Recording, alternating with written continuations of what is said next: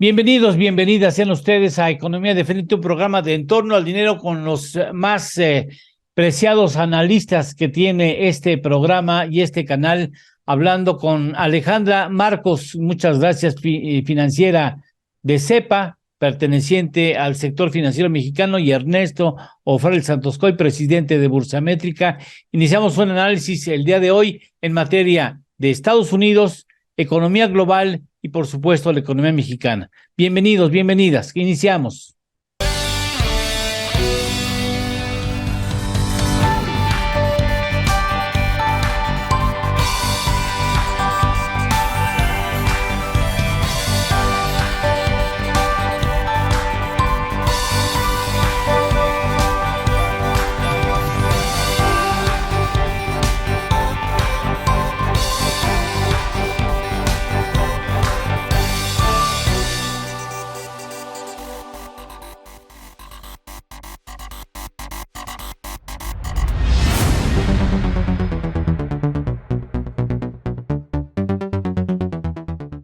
Bueno, iniciamos el programa inmediatamente dando la más cordial bienvenida a Alejandra Marcos. Muchas gracias. Qué bueno que estás aquí nuevamente con nosotros. Un placer tenerte aquí en Economía de Frente.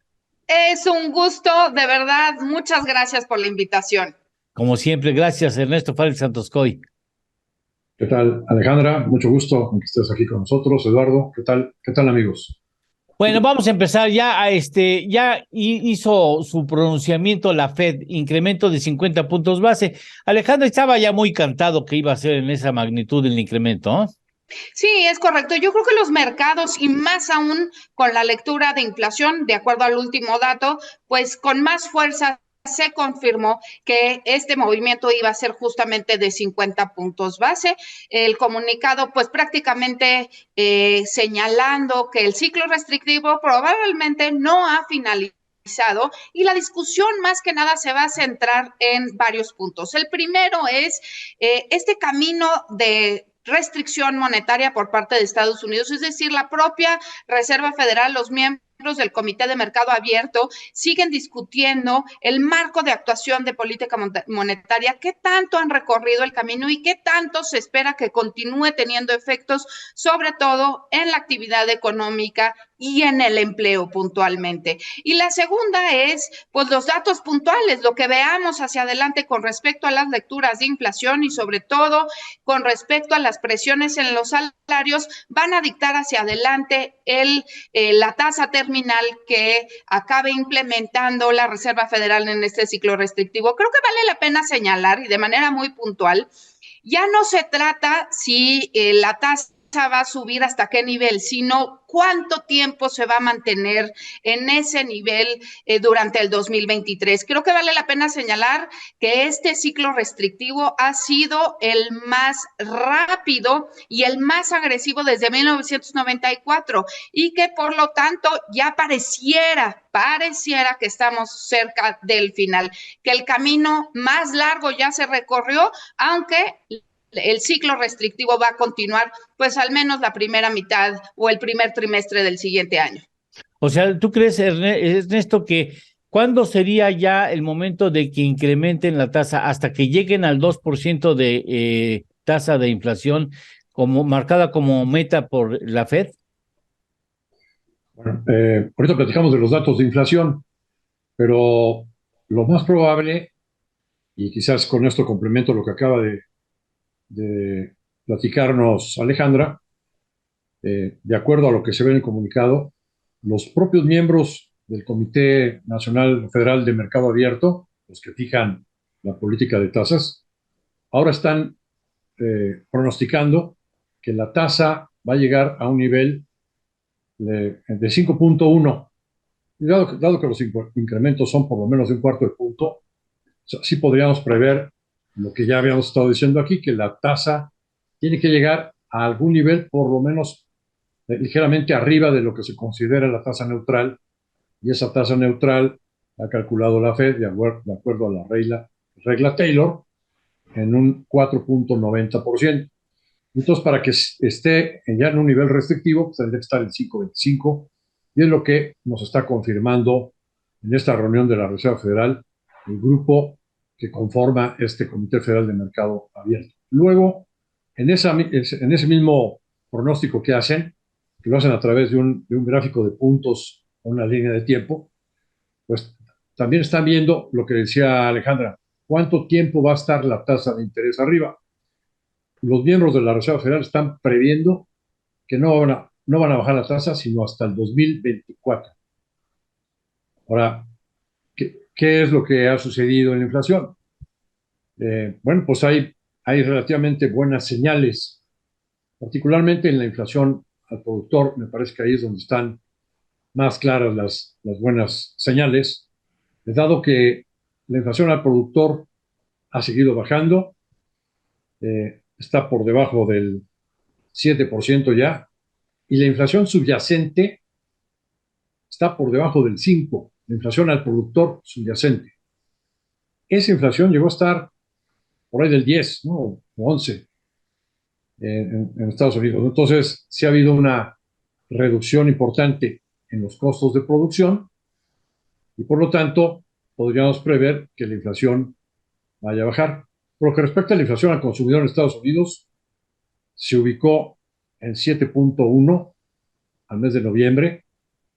Bueno, estaba también arriba del 9 hace unos meses, ha estado bajando, pero también muy importante es que la inflación subyacente, si le quitamos los elementos volátiles como precios de gasolina, de energía eléctrica y los precios de los alimentos, de los perecederos, pues esa inflación se ubica ahora en el 6% anual, últimos 12 meses en noviembre. Entonces, el hecho de que estas inflaciones subyacentes, tanto la inflación al productor como la inflación al consumidor, estén por debajo de la inflación general, y también que la del productor esté por debajo de la inflación al consumidor, dan buenas expectativas para que baje la inflación. Sin embargo, nosotros pensamos que va a ser muy difícil, por donde están ubicadas las subyacentes, va a ser muy difícil que meses después de ver bajas importantes en las inflaciones generales, veamos una baja a la misma velocidad después de que se llegue a niveles de alrededor del 4,5 al 5,5. Parece que en esa zona, a partir de ahí hacia abajo, va a costar mucho trabajo que siga bajando la inflación. Alejandra Arias, este incremento tan importante que ha tenido en corto tiempo la Fed ha provocado esta baja tan, digamos, tan rápida. ¿Tú crees que será necesario que haga más espaciadas sus decisiones, esperando que haya más señales claras de que la inflación ya va de manera consistente hacia la baja? Es que, mira, yo creo que el marco de actuación de política monetaria en general tarda entre 6 y 12 meses. Hay que recordar que la Reserva Federal comenzó el ciclo restrictivo en marzo de este año. Entonces, me parece que el verdadero efecto de trayectoria de baja en la inflación lo vamos a ver el próximo año. Lo que pasa es que ahora sí estamos viendo la dilución de ciertos choques de oferta que comenzaron pues en el 2020 con la pandemia. Eso es lo que estamos viendo, en donde pues ya las cadenas de suministro casi se han arreglado por completo. Ya tenemos precios de los energéticos, precios del petróleo en niveles más estables y hacia adelante lo que vamos a ver es que la inflación comience a ceder simplemente por el hecho de unas bases comparativas que resultan bien fáciles para consolidar la trayectoria de baja. Pero coincido plenamente con Ernesto porque creo que el riesgo es que la inflación se mantenga estructuralmente probablemente entre 5 y 5,5%. Y eso es porque con todo y la lectura de inflación, la última, hay dos preocupaciones. Uno, alimentos. Los alimentos se siguen comportando con un crecimiento de doble dígito y la segunda es vivienda. El tema de las rentas en Estados Unidos sigue acelerándose en el tiempo y mientras esos dos componentes no los veamos con una trayectoria de baja, pues me parece que va a ser difícil que alcancemos el objetivo de la Reserva Federal, que hay que recordar que es 2%. Buen punto ese. O sea, el problema de los alimentos es de dos dígitos, no solamente en Estados Unidos, lo es en México y lo es en muchas otras economías. No estará mal planeada, no estará estructuralmente mal diseñada el ámbito de la producción de alimentos a nivel mundial y por esa razón todas las economías están sufriendo esta inflación específicamente en el terreno de alimentos, Ernesto. Desde luego que el intento de invasión de Rusia en Ucrania afectó seriamente los precios de los alimentos, principalmente de los granos y de los fertilizantes. Pero hay otros factores. El cambio climático está afectando de manera muy importante. Déjame darte unos datos. Parte de los alimentos, lo que en inglés le llaman los vegetables, está teniendo un crecimiento en el último año del 80%.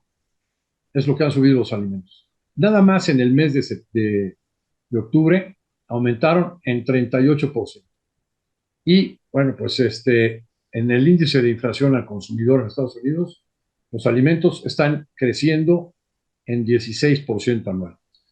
Ya el conjunto de alimentos. Entonces, pues digamos, es muy alto. Ahora, ¿por qué en Estados Unidos se da tanto incremento? ¿A poco todo lo importan de Ucrania? No, lo que pasa es que en el cambio climático tuvimos afectaciones de sequía grave, por ejemplo, en California. Tuvimos también interrupciones en el suministro de agua en los estados que son irrigados por el río Colorado. Fue muy raquítica el suministro de agua y afectó seriamente las cosechas. Y luego en el otro extremo del país, del lado este, en Florida, pues los huracanes hicieron estragos también en las cosechas. Entonces, pues todo eso provocó este incremento de precios, en particular en Estados Unidos. Es uno de los factores que hará que difícilmente pueda bajar la inflación hacia adelante. Tenemos también la cuestión de los salarios, subiendo por ahí del 5,5 últimos 12 meses en Estados Unidos. Es pues, otro factor de costos que está ahí presente. Luego, pues probablemente en unos días veamos un decreto del presidente Putin restringiendo la oferta de crudo aún más para los países europeos que se adhirieron a un plan que le pone un precio tope a las importaciones de petróleo de Rusia. Entonces es muy probable la respuesta del señor Putin. Y esto hará que el precio de los hidrocarburos probablemente tenga que subir de nueva cuenta, ¿no? Déjame ir a una pausa, vamos a una pausa y dejo plantear una pregunta para Alejandra Marcos para el regreso de la misma. Dado los elementos que acaba de mencionar Ernesto Farril como causantes de la elevación en el precio de los alimentos a nivel mundial, este asunto puede ser que se continúe en el tiempo a pesar de que la inflación general puede estar bajando. Habrá un punto en donde ya haya una resistencia importante porque los alimentos siguen siendo un factor de presión a nivel inflacionario. Si te parece bien, después de una pausa, tu consideración.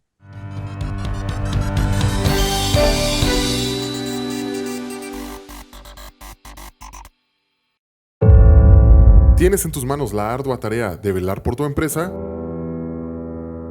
No te preocupes, no estás solo. IDC Online es tu fiel aliado a través de sus útiles herramientas como calculadoras, indicadores financieros, salarios mínimos, formas y formularios, cuotas de seguridad social, legislación y criterios, impuestos sobre nóminas, IDC seminarios, artículos en tendencia y casos prácticos para un análisis más profundo.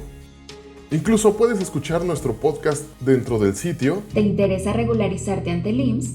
Bueno, los interesados deben comunicar tal intención al Seguro Social y leer diferentes artículos en las diferentes secciones que te esperan dentro de IDC Online. Secciones como Seguridad Social, Laboral, Fiscal, Contabilidad Fiscal y Finanzas. Podrás estar al día en todos los temas para mantener en orden tu empresa y todas sus áreas. IDC Online es accesible a través de todo dispositivo electrónico como computadoras, tabletas e incluso está en la palma de tu mano en tu celular. Solo ingresa a idconline.mx y comienza a navegar. Recuerda, IDC Online es tu mejor aliado.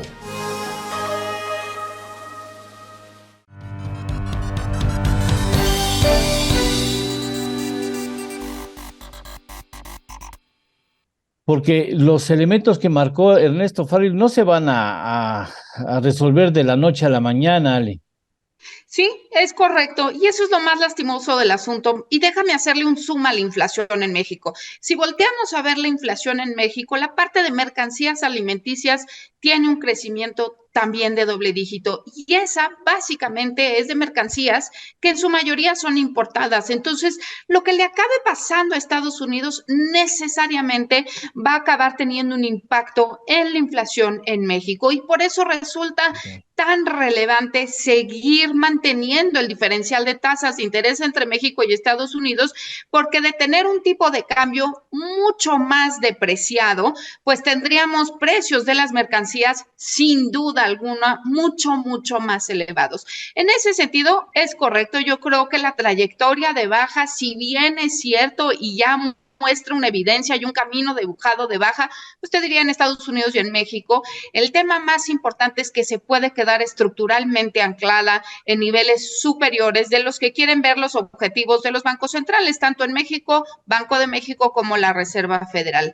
Ahora, eso desafortunadamente no tiene un impacto directo en los precios de los alimentos, es decir, mayores tasas de interés no necesariamente van a hacer que los alimentos bajen, sin embargo, sí evita esto que se llama o que comúnmente conocemos como formación de precios de segundo orden, es decir, que los precios de los alimentos no acaben contagiando el comportamiento del resto de los precios. Y eso, y por eso Banco de México va a tener que seguir el camino restrictivo, pues al igual que lo que haga la Reserva Federal. Sin embargo, estoy totalmente de acuerdo contigo, el tema de los alimentos, de las sequías, de la falta de suministro, porque la invasión Rusia-Ucrania ha tenido un costo considerable también en la cadena, sobre todo de los granos y de los fertilizantes, pues es algo que va a seguir impactando en el 2023, pero no veríamos choques adicionales. Eso quiere decir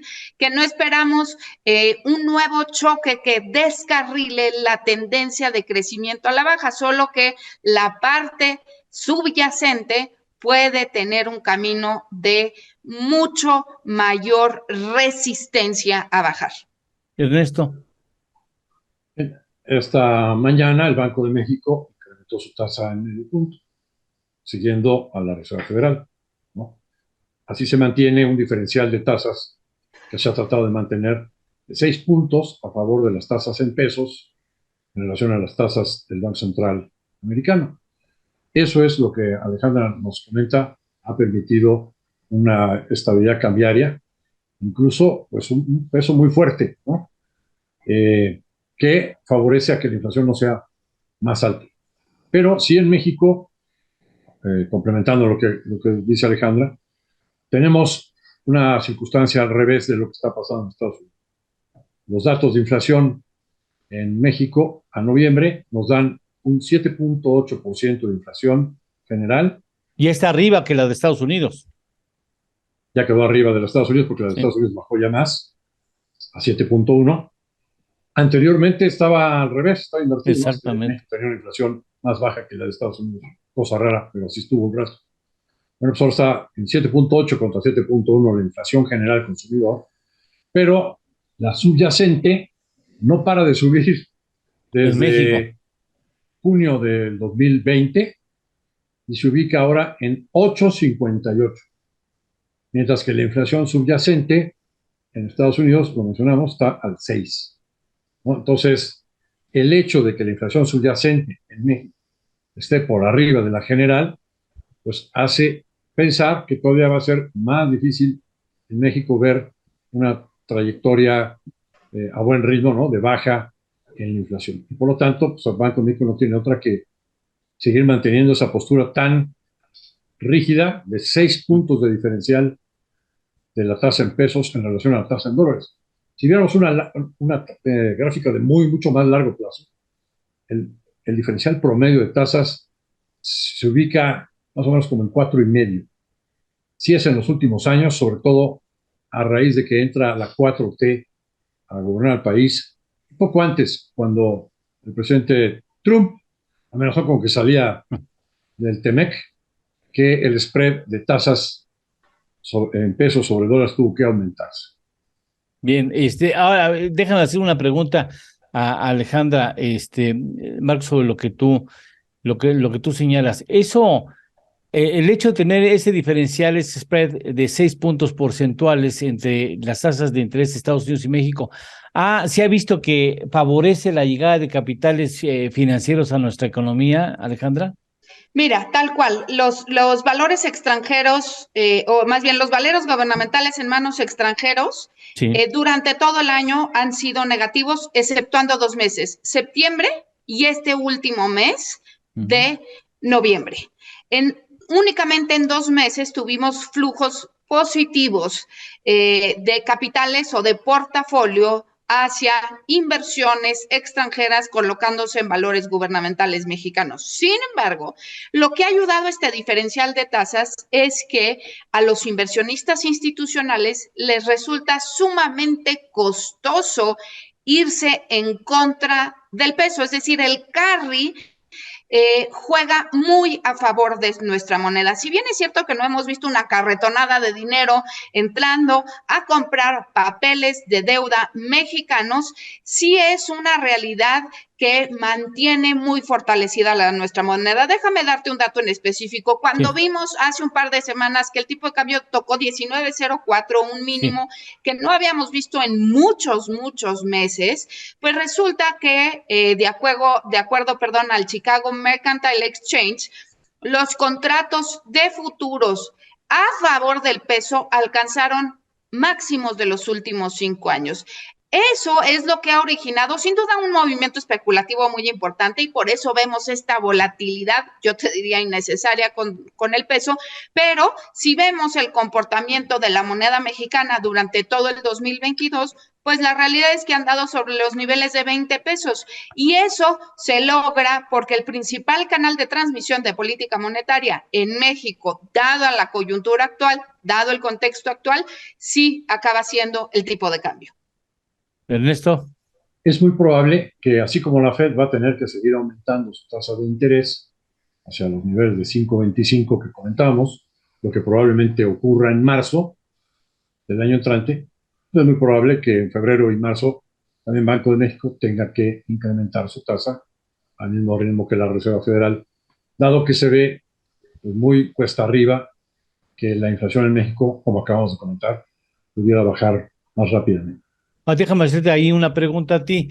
Tú dices, el nivel de tasas en Estados Unidos va a tratar de ser ligeramente restrictiva, ¿no? Así es. Y ahí se va a estacionar. Bueno, si vemos el diferencial, el spread de tasas entre la economía mexicana y México, ya el 6 puntos porcentuales arriba, ¿no haría claramente restrictiva la tasa de interés en México?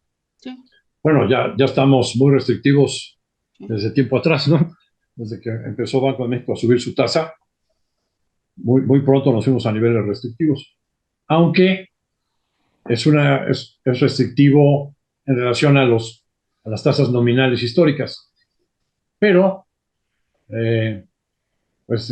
digamos, todavía tiene una tasa positiva arriba de inflación, ¿no?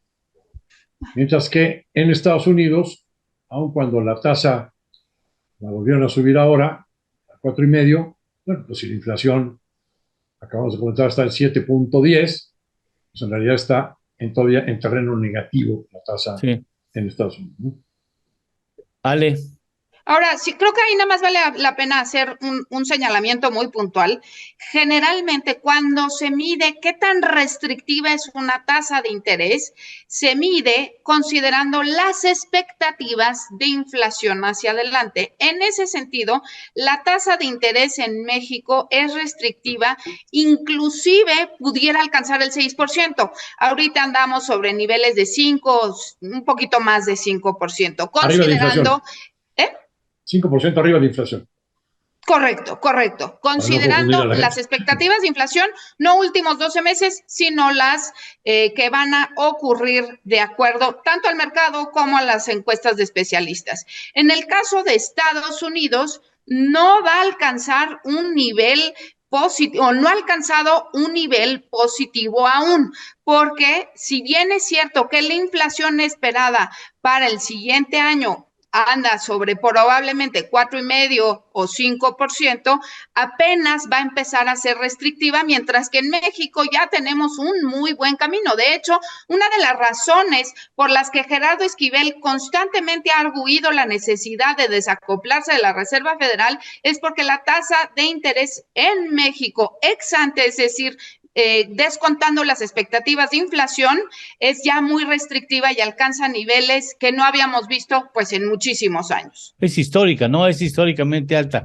Una tasa en terrenos de 10% que pudiera llegar en el Banco de México, 11%, y ya sí estaríamos hablando de una tasa que nunca antes habíamos tenido en este país.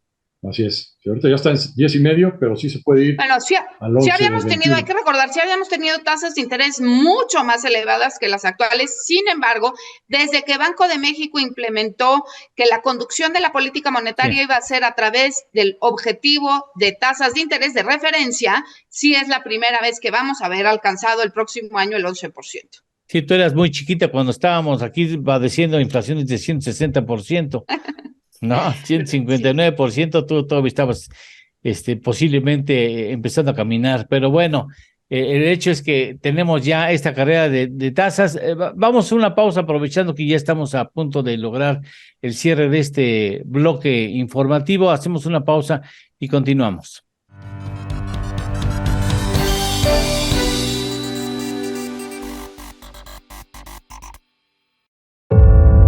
¿Tienes en tus manos la ardua tarea de velar por tu empresa?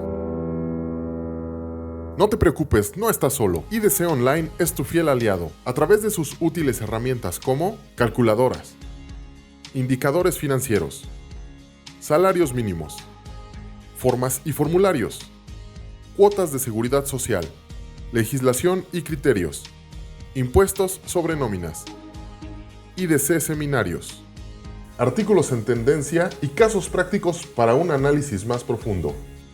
Incluso puedes escuchar nuestro podcast dentro del sitio. ¿Te interesa regularizarte ante el IMSS? Bueno, los interesados deben comunicar tal intención al Seguro Social y leer diferentes artículos en las diferentes secciones que te esperan dentro de IDC Online. Secciones como Seguridad Social, Laboral, Fiscal, Contabilidad Fiscal y Finanzas. Podrás estar al día en todos los temas para mantener en orden tu empresa y todas sus áreas.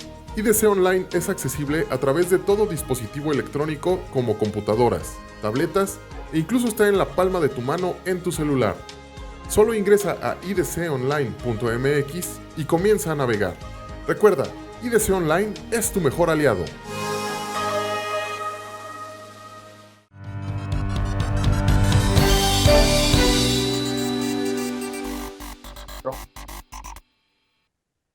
Ahora, en el caso específico de México, ¿qué esperar y cómo sientes los mercados, los distintos mercados que hay en el país, Alejandra?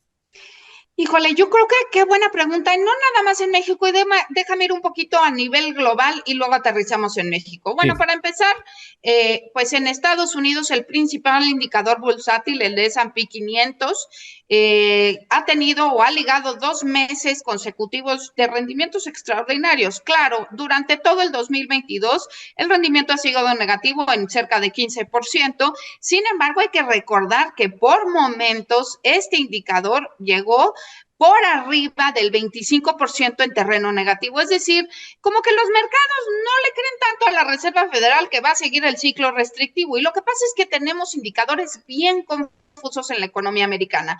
Por un lado, una inflación que ya lo hemos platicado, pues ha descendido y ha descendido más que expectativas, y por el otro lado, un empleo que se mantiene súper fuerte. De hecho, las expectativas son que el cuarto trimestre de este año la economía americana nuevamente registre un crecimiento económico. Entonces, oye, Alejandra, estamos viviendo en una desaceleración profunda o en una recesión. De hecho, el propio Jerome Powell, pues pareciera contradecirse con varias de sus declaraciones, en donde, pues por un lado ha dicho la ventana del poder lograr un aterrizaje suave es muy pequeña, y luego por el otro lado dice todo lo contrario. Yo creo que va a haber una recesión en Estados Unidos, por lo menos así lo hemos observado con la curva invertida, es decir, con la renta fija, esa lleva invertida pues varios meses, apunta hacia que en los próximos 6 o 12 meses la economía americana va a entrar en una recesión. Yo creo que no hay posibilidad de ver un aterrizaje suave cuando hay un empleo en Estados Unidos totalmente desbalanceado y desequilibrado. Se tiene que destruir demanda agregada. Y pareciera que los mercados, pues lo único que han hecho caso es que han inclinado la balanza a que el Fed a lo mejor pausará. Cuestión que yo, francamente, dudo muchísimo. Y ahí es, pues, don't fight the Fed, ¿no? Nunca puedes ir en contra de la Reserva Federal. Yo creo que vamos a ver precios menores en términos de los mercados americanos. Vamos a ver, sin duda alguna, de cara al 2023, una época muy volátil. Nuevamente, el panorama está plagado de incertidumbre y de riesgos. Y puntualmente en el caso del mercado mexicano llama muchísimo la atención porque junto con la bolsa brasileña, por darte un ejemplo, han sido las dos que se han comportado más defensivamente. ¿Y por qué? ¿Por qué tenemos este comportamiento? Pues pareciera que lo explica, uno, un descuento muy importante en términos de múltiplos, en términos de evaluaciones, es decir, en términos de precio, y pues tenemos esta promesa, pues a lo mejor que puede cambiar la faz de México. Friendly shoring, nearly shoring, es algo que puede cambiar hacia adelante. Creo que la vecindad con Estados Unidos, y pese a que todavía hay incertidumbre con respecto a estos paneles de controversia con respecto al TEMEC, pues sí nos da bastante más resiliencia el que estemos bastante anclados a la economía americana. Al final creo que los mercados no creen, pero que vamos a ver una recesión, yo creo que la vamos a ver. Seguiría existiendo un panorama poco claro, Ernesto, que sería propicio para cualquier susto, cualquier acontecimiento que tú bien calificas como los cisnes negros. Desde luego que sí. Cualquier cosa que de repente haga que un dato de inflación salga más alto de lo previsto, te va a generar, de nueva cuenta, ajustes importantes en los mercados. Pero esto que comentaba Alejandra a nivel global ha sido impresionante en los últimos 2 meses, ¿eh? Por ejemplo, hace como un mes se dio un dato de la inflación de octubre que salió abajo de lo previsto. Y eso generó tal reacción positiva en los mercados que el índice Nasdaq en un solo día subió 10%. ¿Qué es lo que pasa en la psicología de los inversionistas? Que después de ese dato tan bajo de inflación, descontaron correctamente y de manera anticipada que la Reserva Federal en su reunión de esta semana,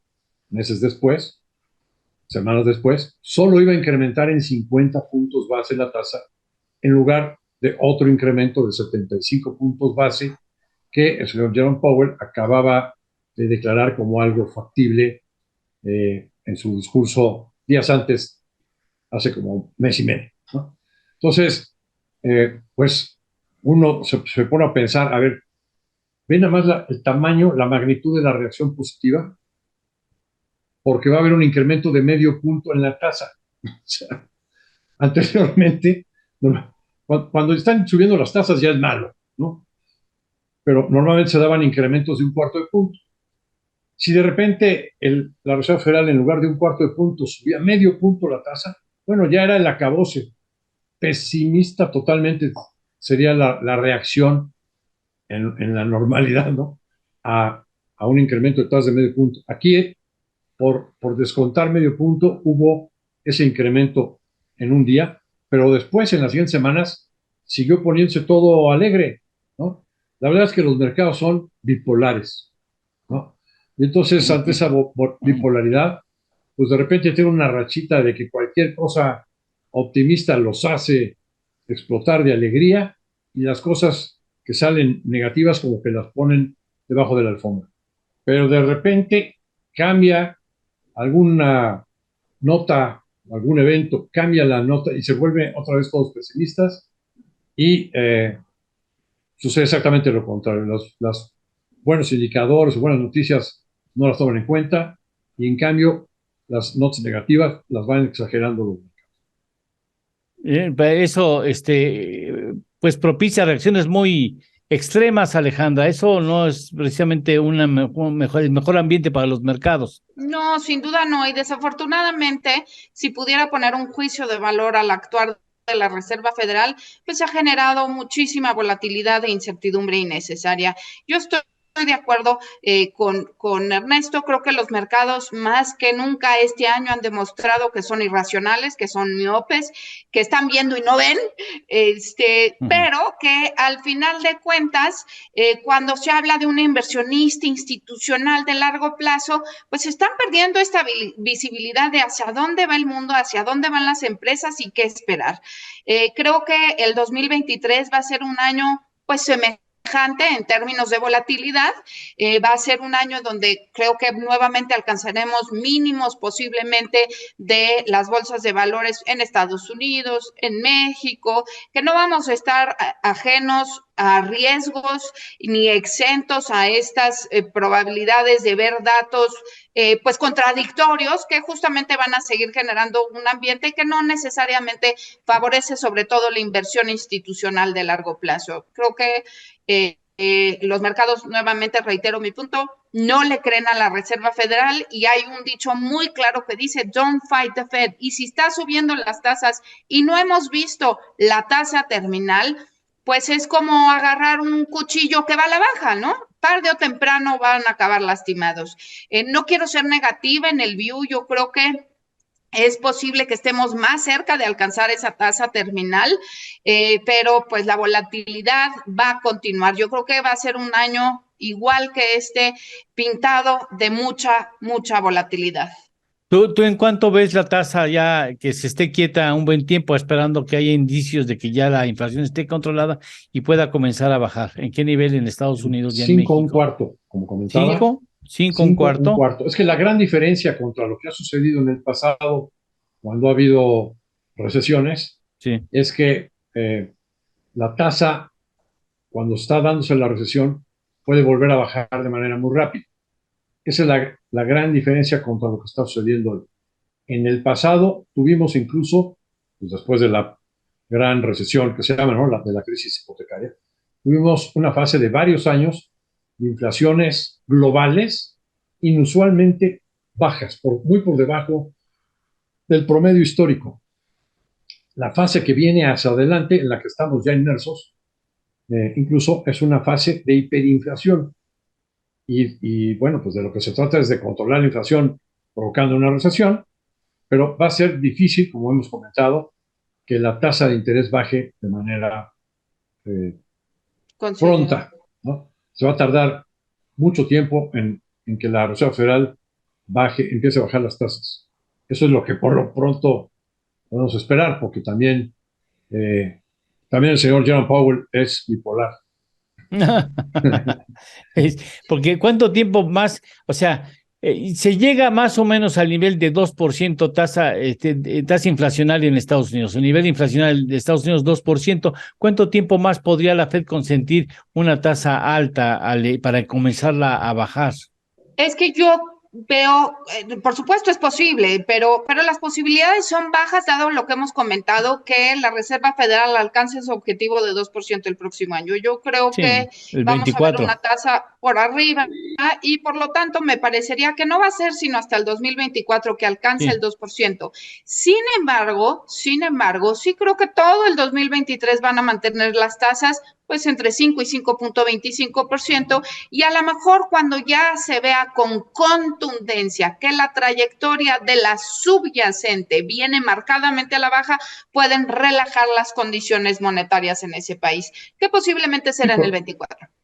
Por ejemplo, si se arregla lo de Rusia con Ucrania, ¿no?, si se domina totalmente las nuevas olas de cepas de COVID en China y no hay más interrupciones en las cadenas de suministro,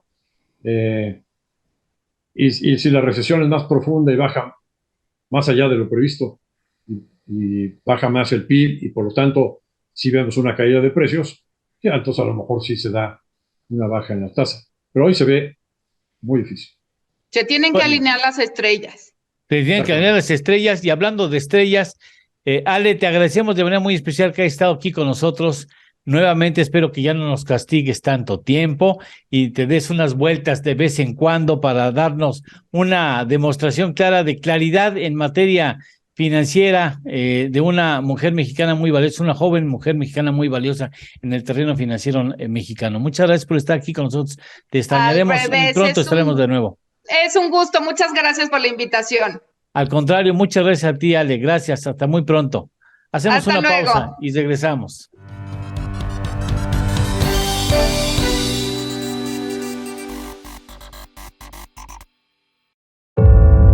¿Tienes en tus manos la ardua tarea de velar por tu empresa?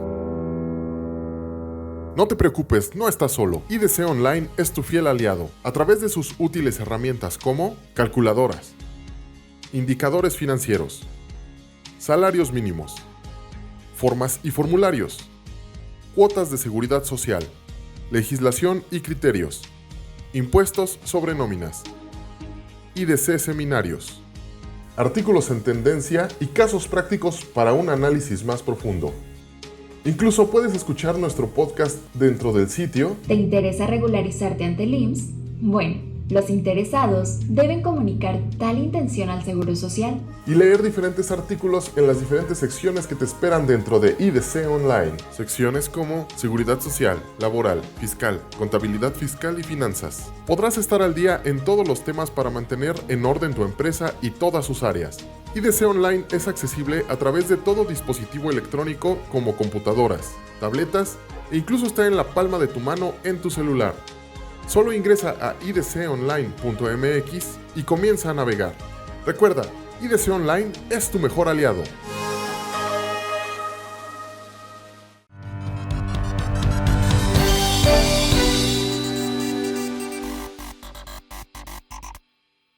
Bueno, ahora ya que estamos haciendo un solito, Ernesto Fales Santoscoy, ¿cómo pinta la economía mexicana en este cierre del 2022 y su posible desenvolvimiento en el 2023?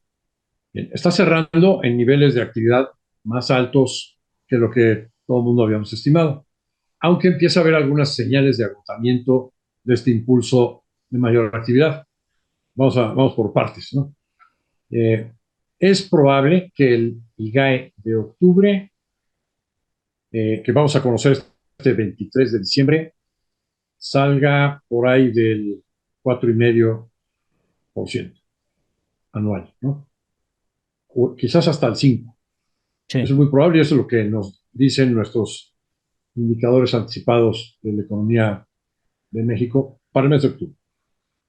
¿Qué es lo que estamos viendo para noviembre? Bueno, perdón, nada más. Este dato de octubre nos podría decir que la economía en el cuarto trimestre puede crecer al 4%, 4,5%, y que todo el año la economía de México puede estar cerrando en 3, 2,8, 3, 3,2%. En ese rango, entre 2,8 a 3,2. Entonces sería el mejor año del sexenio y tendríamos un crecimiento más alto que el que todo el mundo estimó. El pronóstico más optimista era el de Hacienda en 2,4 y todo el mundo lo tirábamos a loco, ¿no? Y pues no, resultó ser mayor. ¿Por qué se da este crecimiento? Bueno, pues porque tenemos una serie de flujos que tienen que ver con el exterior que han sido muy, muy positivos y que, entre otras cosas, también favorecen que el tipo de cambio se haya ido hasta 19,04 hace 2 semanas, ¿no? O sea, que esté muy fuerte el peso. Estos flujos son las exportaciones manufactureras, que hubo varios meses que estuvieron creciendo al 20% anual. Las exportaciones del campo, que por lo menos crecían al 8 al 10% anual.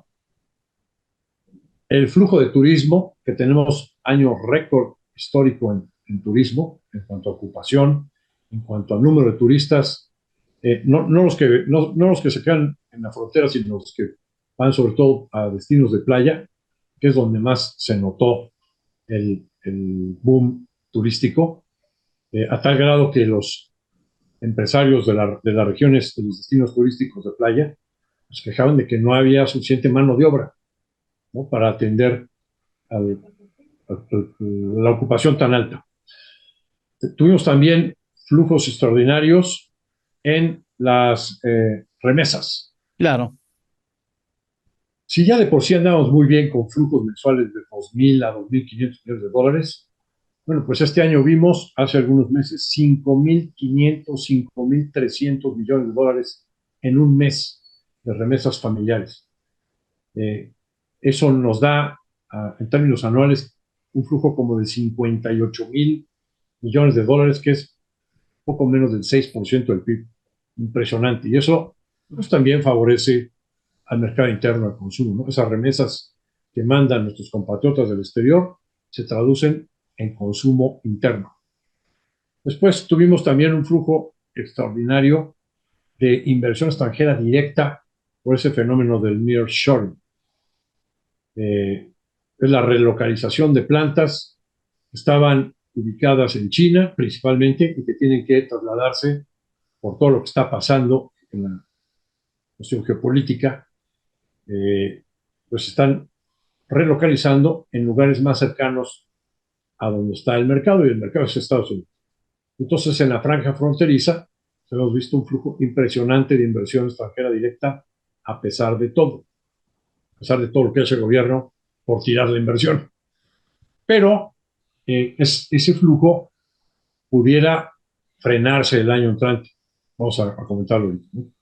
Entonces, ese es otro de los flujos importantes que ha tenido la economía mexicana, que se tradujo en que viéramos, por ejemplo, el mercado interno, las ventas de las cadenas comerciales, por ejemplo, los indicadores de ventas minoristas, pues creciendo a partir de agosto, septiembre, octubre, todavía muy buenos datos. Sin embargo, repito, empezamos a ver que se agotan estos signos de crecimiento. Por ejemplo, bueno, ya vimos una producción de automóviles en noviembre, pues con menor impulso, incluso exportaciones negativas. También vimos que las ventas de LANTAD para el mes de noviembre, después de crecimientos importantes en términos reales, por ejemplo en septiembre, por ahí del 4 o 5% real anual, arriba de inflación y bajo tiendas comparables con el año anterior. Bueno, pues ya para noviembre hay una contracción del 1.6% anual en las ventas. Lo que dicen varios analistas es, bueno, lo que pasa es que este Buen Fin que tuvimos en noviembre fue de solo 4 días, mientras que el Buen Fin del año pasado duró toda una semana. Y como tuvo menos días, pues por eso hubo menos ventas en el comercio, y eso es a su vez lo que genera que haya una contracción en el dato de las cadenas comerciales de noviembre. Pero bueno, pues si uno ve la serie de datos, la verdad es que sí, quizás salió demasiado negativo 1.6 en términos reales, quitando la inflación, pero podría haber sido menor, pero de todo modos hay una tendencia de desaceleración en el mercado interno, ¿no? Entonces, para adelante, que era tu pregunta inicial, ¿cómo se ven las cosas? Bueno, nuestro escenario base es que sí va a haber una recesión en Estados Unidos el año entrante, que esta puede empezar entre el segundo al tercer trimestre del año. Hemos estado cambiando, que si es el segundo, que si es el cuarto, que si es el tercero, el inicio de la recesión en Estados Unidos, pero pues, es probable que sí se dé ese fenómeno recesivo inducido entre el segundo y tercer trimestre, y con un trimestre de desfase, la economía de México puede también entrar en una recesión, porque todos estos flujos que acabamos de mencionar pueden traer una contracción ante una recesión. Por ejemplo, las exportaciones manufactureras o las del campo. Si hay recesión en Estados Unidos, simplemente hay menor demanda, tenemos una base de comparación alta ahora, mientras que el 22 contra el 21 era una base de comparación muy baja. Bueno, pues ahora tendríamos el efecto inverso en la parte estadística, una base de comparación más alta, y entonces podríamos tener contracciones en las exportaciones manufactureras, en las exportaciones del campo.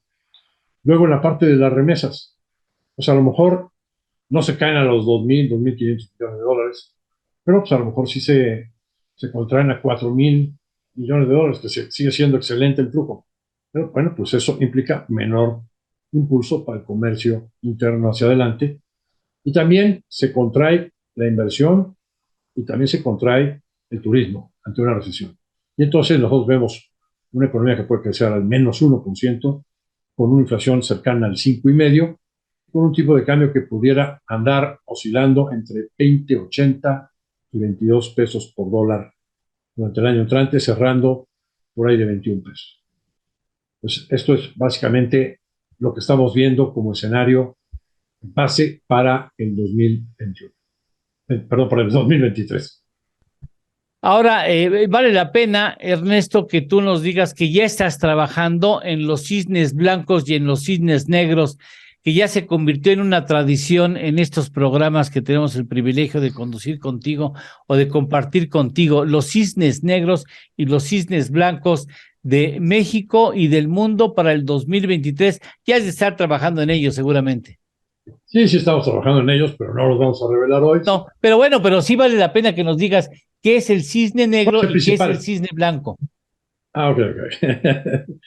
Cisnes negros se supone son aquellos eventos difíciles o imposibles de predecir, ¿no? Por ejemplo, un gran terremoto o la pandemia cuando apareció y se convirtió en pandemia global, ¿no?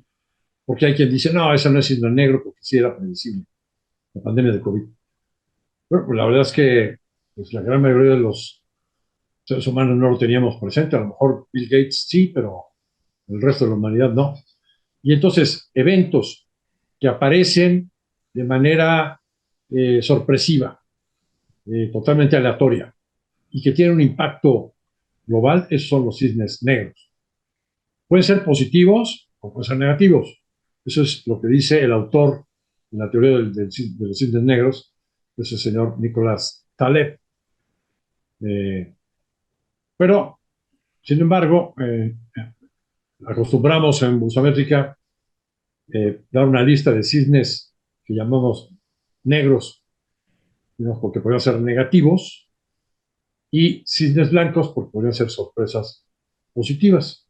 Y los hacemos tanto para la economía global como para la economía de México, y eso lo presentamos en las últimas semanas de cada año. Ya estaremos hablando de ellos en los próximos episodios. Por lo pronto, te diría, hoy, ¿cuál es el principal riesgo del entorno? La recesión. La recesión. La recesión global, ¿no? Porque vamos a tener una recesión global. En el caso de Europa y el Reino Unido, ya hay signos de que ellos ya están entrando en esa recesión. En el caso de Estados Unidos, decíamos hace un rato, no se puede empezar a dar en el segundo o en el tercer trimestre del año entrante. ¿Qué tan larga y profunda puede ser?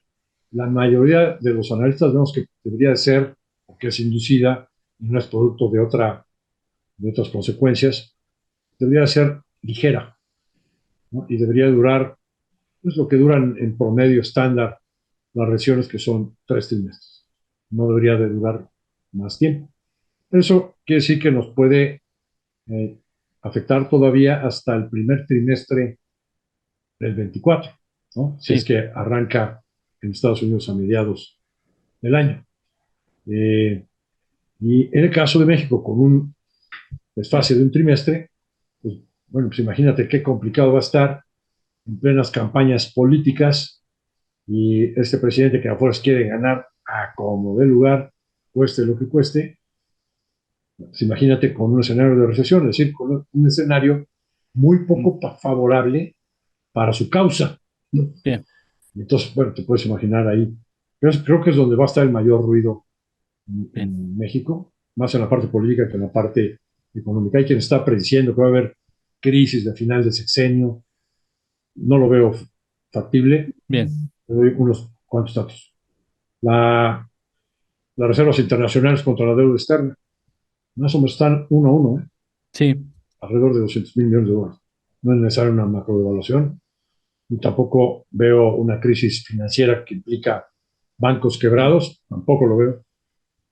Bueno, pues ya de eso podemos platicar la próxima semana. Por lo pronto, muchas gracias, Ernesto. Gracias, Alejandro Marcos, por haber estado aquí con nosotros y hasta la próxima semana. Muchas gracias. Hasta luego, Alejandra, Eduardo, amigos, que estén todos bien. Gracias. Igualmente, hasta aquí dejamos el programa de Economía de Frente. Hasta la próxima semana. Será un placer estar nuevamente con ustedes. Gracias.